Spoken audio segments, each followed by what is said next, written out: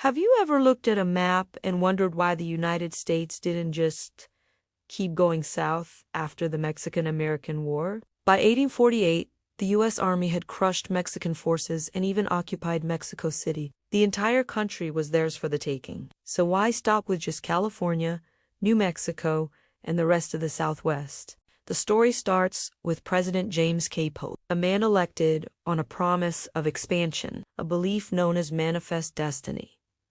The war itself began over a border dispute after the U.S. annexed Texas. America claimed the border was the Rio Grande, while Mexico insisted it was further north. After a small skirmish, the U.S. declared war and, thanks to its superior military, quickly gained the upper hand. With victory secured, Polk faced a huge decision: take a piece of Mexico or take it all. At first glance, taking everything seemed like a no-brainer for an expansionist president. But three major issues stood in his way. The first, and perhaps most explosive, was slavery. Mexico had abolished slavery over a decade earlier. If the U.S. annexed all of Mexico, would this vast new territory be free or slave? Southern slaveholders were desperate to expand slavery to maintain their political power in Washington. Polk himself was a slave owner, but he had a problem. His party had just lost control of the House of Representatives to the anti-slavery Whigs. Pushing for more slave states would have triggered a massive political crisis he couldn't win. The second issue was race and culture. In the 19th century, many white Protestant Americans viewed Mexicans with deep prejudice. They saw them as a different people, Catholic, Spanish-speaking, and, in their eyes, not white. The idea of incorporating millions of Mexicans into the American Republic was alarming to them. They feared it would corrupt the nation's character and disrupt its political system. Senator John C. Calhoun famously argued against it, saying the U.S. had never incorporated any people who weren't of the Caucasian race.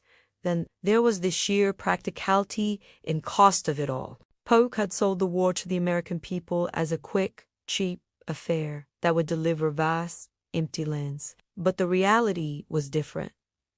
The war had dragged on, costing lives and money. To annex all of Mexico meant dealing with a long, bloody guerrilla insurgency. Imagine trying to occupy a country the size of Western Europe with a relatively small 19th century army. It would have been an endless, expensive nightmare, something the war-weary American public had no appetite for. Still, a powerful faction known as the All of Mexico movement pushed for total annexation. They were led by figures like future President James Buchanan. They argued that the U.S. could easily crush any resistance, just as it had subdued Native American tribes. They pointed out that southern Mexico was far more fertile than the arid north, and its ports would give the U.S. Navy incredible reach. For them, taking the whole country was the only way to make the war pay for itself.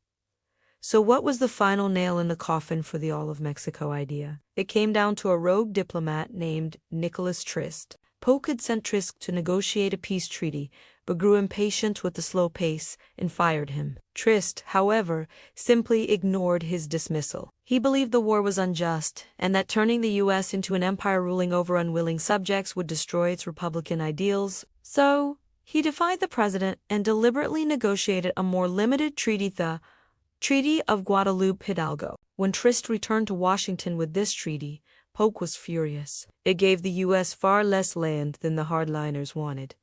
But Polk's hands were tied. He was politically weakened. The country was tired of war, and he needed a treaty that could actually pass a divided Congress. A more modest annexation was the only realistic option. So, he reluctantly submitted Trist's treaty to the Senate, which ratified it. And that's how the United States ended up annexing about half of Mexico's territory, but not the whole country. It was a messy compromise born from political gridlock, racial prejudice, and the defiance of one very stubborn diplomat. Thanks for watching.